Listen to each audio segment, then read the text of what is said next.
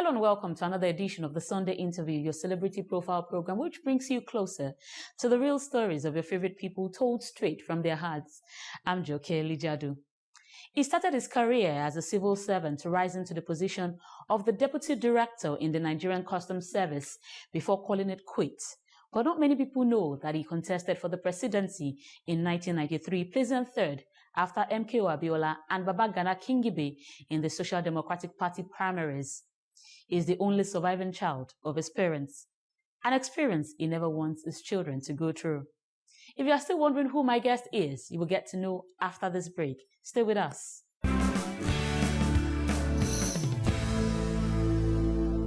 Welcome back. Our guest today has, despite all odds, made a name for himself. Though an only child, he has, in more ways than one, predisposed himself and, of course, his legacies. He is no other than former Vice President Alhaji Atiku Abubakar. You're welcome to the show, sir. Thank you, Jacob. It's a pleasure to have you. Now, let me ask you, let me start like this. Far from what people know about Atiku being the businessman, being the politician, being the philanthropist, who really is Alhaji Atiku Abubakar? Well, as you have introduced, I'm an only child, and I grew up as such from an extremely poor background. And I think throughout my childhood, it was a period of loneliness because no brother, no sister, no cousin, no nephew, both of my father's and mother's side. So it was quite a very lonely childhood.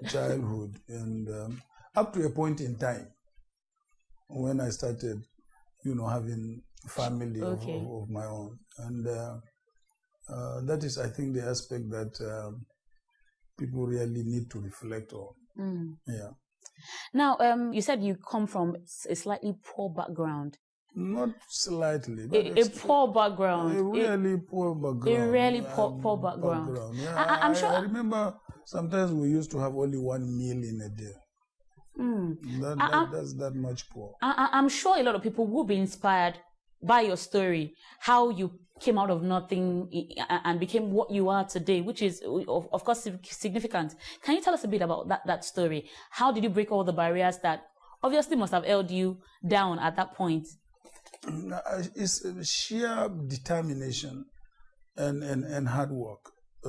That's actually what brought me up. Sheer determination and hard work. Because as growing up as a child, I used to have a number of activities in a day. Early morning, I would fetch water for the family, then go to school, come back from school, then take the cattle for rearing, and then coming back, I have to fetch firewood, come back, and the cattle was not our own, but it was a wealthier neighbor's own, who would now, in exchange, give us some grains, milk, to feed for the family. So it was really out of very, very hard work, and then trekking 50 miles, to either visit my mother during holidays and then back. Really, it was a really period of hard work. Now, I know that your dad was in a way against the Western education and maybe didn't give you all the support you wanted. How did you manage? Not in a way. He was really outrightly against Western education. Against education. You see, when there were attempts to enroll me into school in Nigeria, he was vehemently against it. He smuggled me across to the neighboring country of Cameroon. He found that they were doing the same thing. Smuggled me back and left me with my grandmother. So it was when I was in hiding in my grandmother's room that I was brought out, by my uncle, my paternal uncle, elder brother to my mother, and then enrolled into school. And by the time I visited him when I was just in primary 2, he would not let me come back. And they had to deploy the local authority police to come get you. To come get me and him too, back to school. And then I was sent back to school. And then he was tried in the local court. And then he was convicted and sentenced to prison. or pay a fine of 10 shillings in those days. He didn't have the money, so my grandmother paid, and he went back to the village, and I never saw him until he died. How inspiring. Very bad. Now, despite all this, at 43, you grew to become the deputy director of the Nigerian Customs Service, an enviable position that I must say. Now, tell me how the journey, into the Customs Service went for you. How was the journey? Again, it was hard work, dedication to my duty, and what is also interesting was that at that point in time there was no northerner who was heading the Customs Service. But then I got promoted every other year to the extent that I ran faster than my colleagues. And by the time I decided to retire, I left my colleagues far behind me back in the service. So it was again hard work, dedication. After you left the Customs Service, you decided to go into politics. Did you? No, business first. Business. In fact, even while in customs, I was venturing into one form of business or the other. Yeah, of course. That's why I didn't particularly say business, because it was part, it was almost pari passu with what you were doing. Yeah. But you went into full-fledged politics, as you left the Customs Service. Did you always know that you were going to be a politician, or was it just something that came by a stroke of luck? I think at a stage when I was in the university, or in fact when I was in the School of Hygiene, that was when I began my political career as a student union activist. Okay. And then moved on to the university, and then continued with student union activism from my first year right through the end of my university days. In those days, most students get involved in politics either in their second year or third year when they would have. But in my own case, from the first year. That was at Ahmadu Bello University. Yes, and I got involved in student union activism until I left. And of course went into the civil service, and I knew it was a matter of time before I would go back to politics again. I'm sure a lot of people would like to know, do you cook? Do you wash? How much of a family man are you? What are some of the things that you do? At the early stage of my family life, I cooked, particularly when I attended courses abroad. I was cooking. I washed only my very, very personal, like my undies. Okay. My handkerchiefs. Yes, that I wash every morning till today. When I get into the bathroom, before I come out, I make sure I wash my hands. Yes, okay, good to know you're Okay, now, if anybody wanted to wow you with some kind of special delicacy, what would that delicacy be? My delicacy is mostly fish, chicken. So fish pepper soup, chicken pepper soup would wow you. Yeah. Okay, that's good.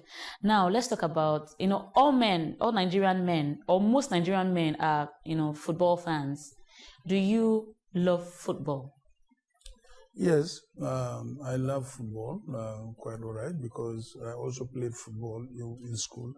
I was in the school team and then also the hockey team of the school. I played both football and hockey. So do you have a favorite international club that you support? I have been an Arsenal fan for more than 20 years now. So, I'm sure you want to give some Man U fans some, you support them in a way too. Well, if Arsenal loses, then I support either Man U or Chelsea. Oh, okay, that's good. Now, what do you do for leisure? Say you want to relax. How do you relax? What are some of the things you do?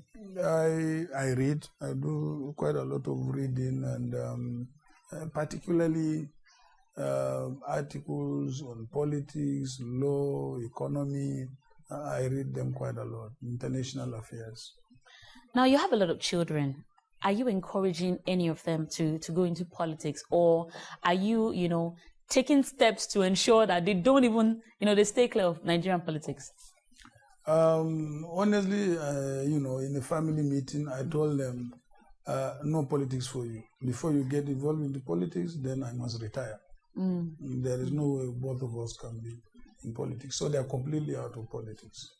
Now, the American State University, which you own in Yola, is kind of like a give back, having students get an opportunity to, with an international standard of learning, which, we don't have just, at our beck and call here in Nigeria. What inspired, this investment in education for you?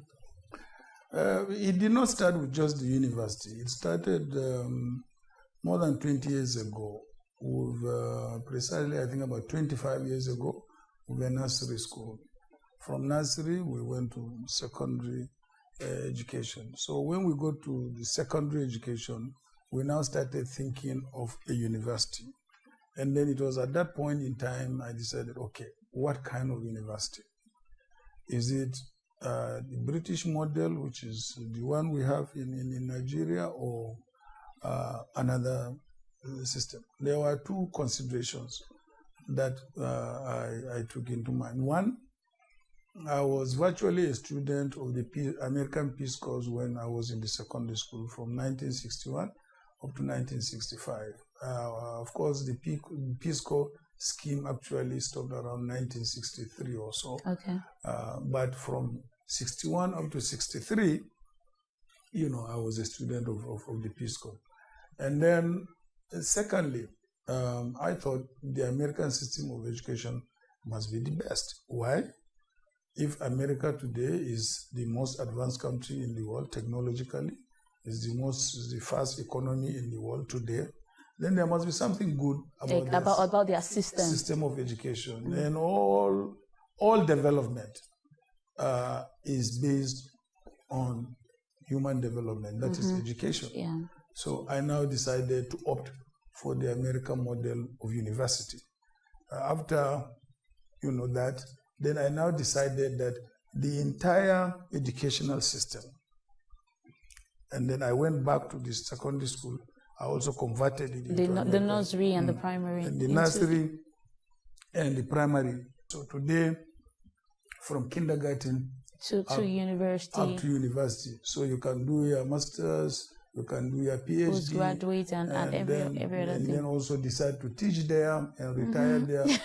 What the Americans call from cradle to grave. Oh, cradle to grave. Interesting. Yes. Now, I would ask you why you decided to do that in Yola. Every other person would have thought, Abuja would, is more central. And of course, it's in the midst of where the money is. And of course, Lagos has more people and has the population. Why did you choose Yola? Because Yola is my home state. Yola gave me all the education, except my university education. And I also felt that starting such a university in Yola will also impact on the immediate community. Universities, worldwide tend to impact economically, socially, on their immediate environment. And that is why during one of the Founders Day, I charged the university to be a development university. Okay. Meaning that it is a university that is established to have a direct impact on its immediate environment and also the country at large. So as of today, we are the only development university in Africa. And that's why we are involved in so many community projects, in and around Yola. Now, I'm about to ask you a very funny question now. Africans always say, if a man does not smoke, he will drink. And if he doesn't drink, he will womanize. Which of the three do you do? I don't smoke. I don't drink. I've stopped womanizing. All right, you have it there. He doesn't smoke, he doesn't drink, and he has stopped womanizing. Okay, now, would you describe yourself as a romantic person? Would you say, your wives will know better, but would you say that you have a bit of romance in you? Yes, I believe I have, because I don't get shy kissing them in public, hugging them, patting them. So I believe that is romantic enough. Okay. Your dream to become the president of Nigeria has been ongoing for a while, and you seem, very dogged in this pursuit. What is the inspiration behind this doggedness? The inspiration behind this doggedness is the desire and commitment to give back to what Nigeria has done for me. Nigeria has done wonderfully well for me. You know, imagine me from such a family going through what I went through. I had free education from primary up to university level.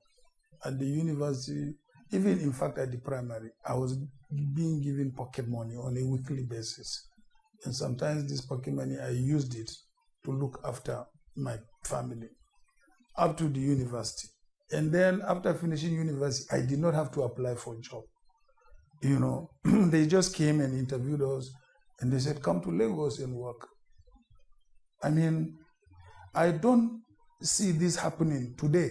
So Nigeria has invested a lot in you. So much, so much.